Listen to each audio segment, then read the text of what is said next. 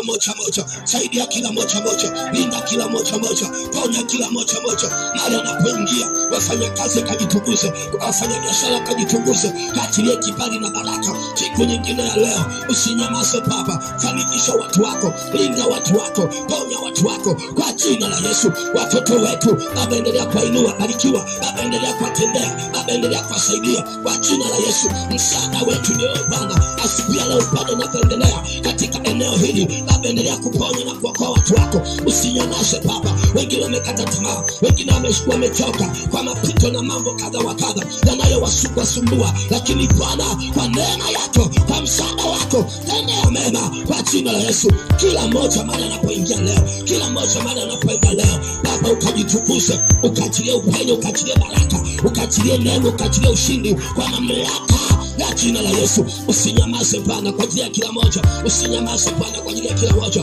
Tendea mema watu wako, gusa kila moja mahali anapoenda Bwana, ukafanikishe kwenye ofisi anayoingia Bwana, ukafanikishe kwenye malango anayoingia Bwana, ukafanikishe kila moja siku ya leo. Tendea mema watu wako, kisiwepo cha kuwazuilia